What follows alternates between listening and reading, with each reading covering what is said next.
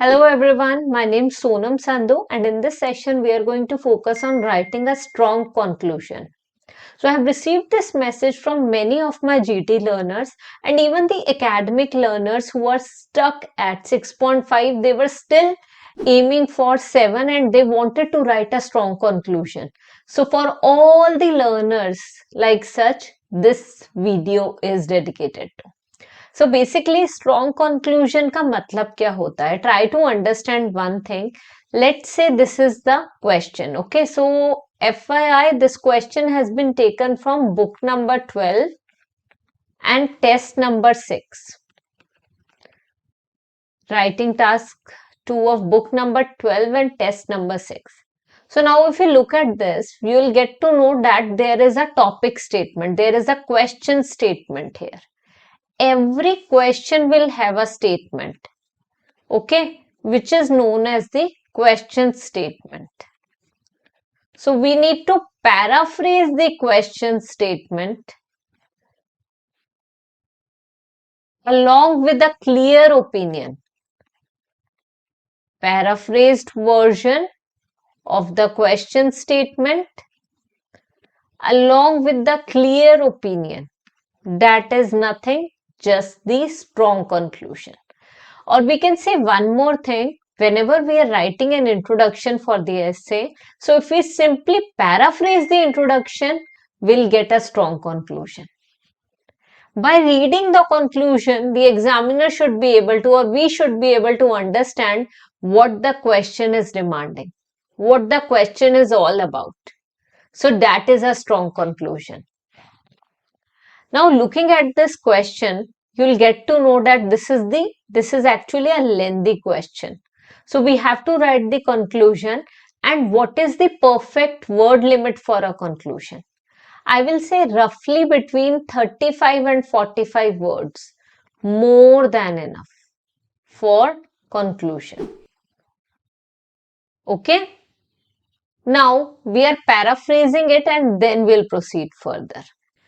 Now, when we are looking at this question, we have at the present time, the population of some countries includes a relatively large number of young adults compared with the number of older people. So clearly what the question is saying, सबसे पहले इसे अच्छी तरह समझो.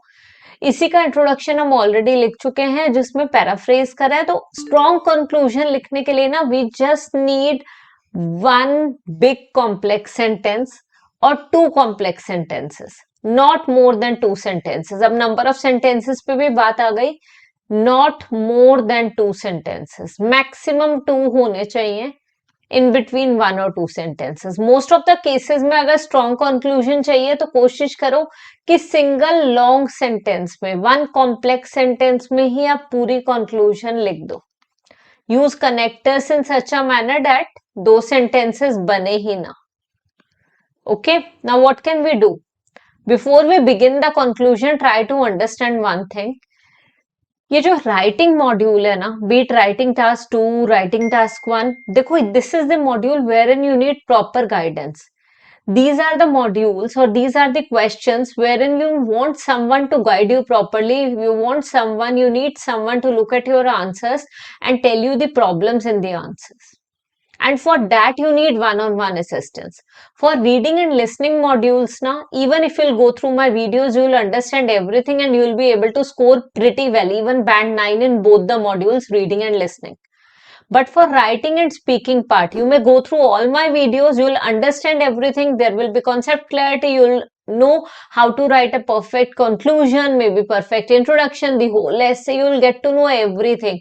But you would want someone to check your answers and there you will be needing us. So आपको मैं यहाँ पे सजेस्ट करूंगी, जब भी आपको लगता है कि राइटिंग एंड स्पीकिंग मॉड्यूल में आप लैक कर रहे हो या फिर किसी भी मॉड्यूल में आपका स्कोर जो है बढ़ नहीं रहा है, एक पर्टिकुलर बैंड पे आपका स्कोर जो है स्टक हो चुका है, तो देयर आई विल सजेस्ट कि आप हमें कांटेक्ट कर सकते हो. You can see the numbers on the screen.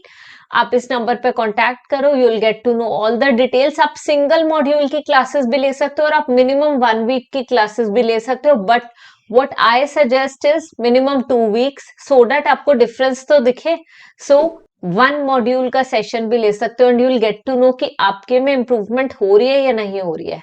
If you are improving then only you can proceed further और टेक योर एग्जाम.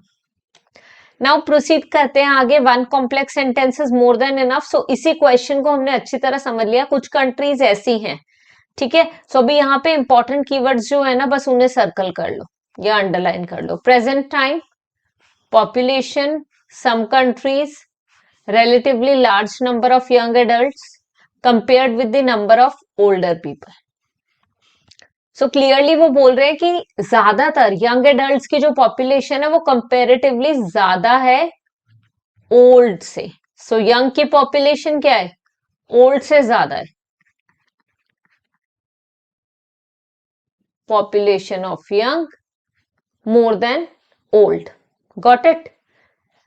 बस इस तरीके से ध्यान रखो. अब आगे क्या करना है, जब भी कंक्लूजन लिखनी है please make it a point कि कंक्लूजन अगर लिखनी है तो please please please start with either in conclusion और टू कंक्लूड. बड़ा ही सिंपल सा मेथड है बट कंक्लूजन हमेशा ऐसे ही स्टार्ट करो.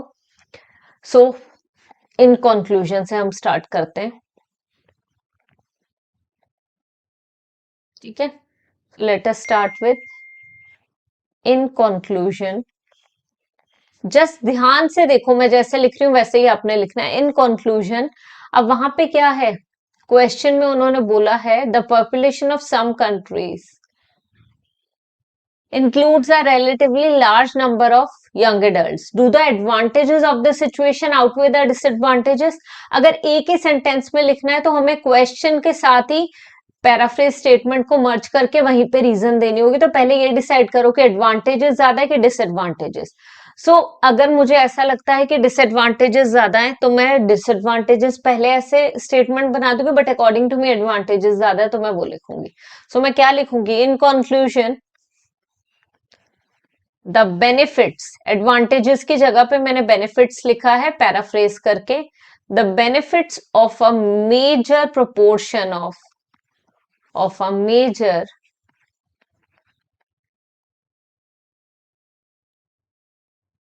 proportion of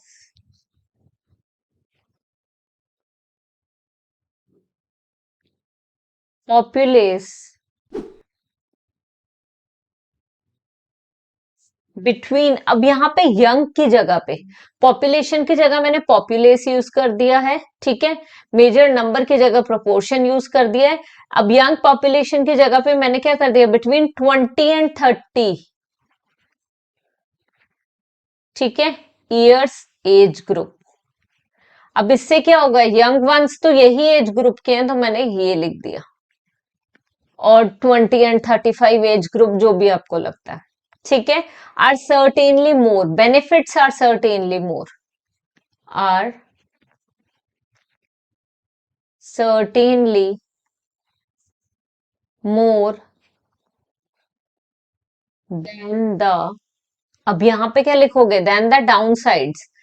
एडवांटेजेस डिसएडवांटेजेस की जगह पे मैंने benefits and downsides use करा है, ठीक है. Are certainly more than the downsides age. अब यहाँ पे अपना रीजन दे दिया और एक ही सेंटेंस में पूरा आपका आंसर हो जाएगा. सबसे पहले पैराफ्रेज करके अपना ओपिनियन बता दिया, the benefits of a major proportion of populace between 20 and 30 years age group, ठीक है, are certainly more than the downsides, ठीक है, are certainly more than the downside. और आप ये भी लिख सकते हो, benefits of a major proportion of populace between 20 and 30 years age group as compare to, ठीक है. सो बेनिफिट्स क्या है, of a major proportion of populace between 20 and 30 age group as compared to elderlies, as compared to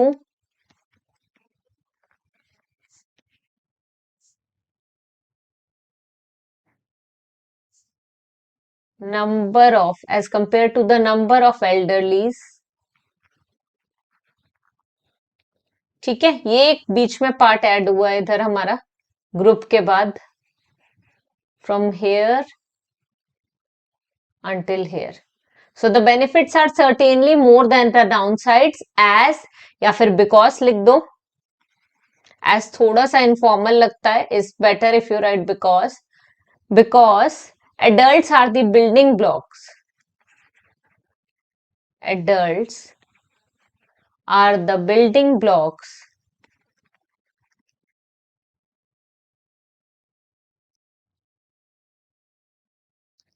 ठीक है of any nations economy.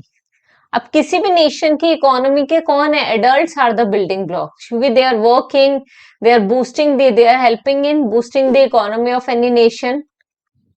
सो हमने यहाँ पे वही कर दिया. They are the building blocks of any nation's economy.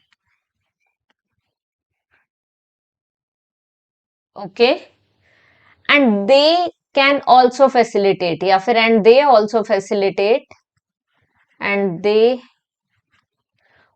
facilitate the growth of a nation. They also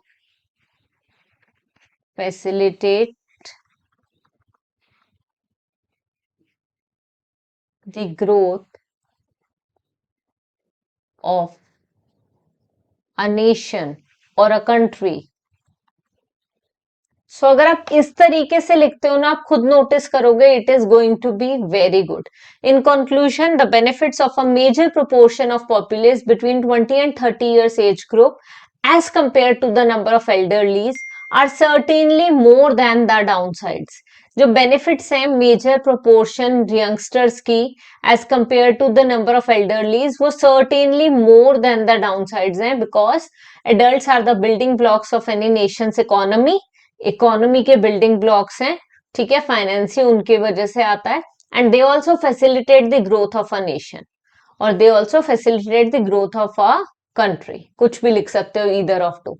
सो इस तरीके से अगर हम लिखेंगे ना तो ये एक स्ट्रॉन्ग कंक्लूजन है. अब आप ध्यान से देखो एक ही चीज को. अब इसको मैं बाइफरकेट करके आपको बताती हूँ बहुत ही इजी मेथड में.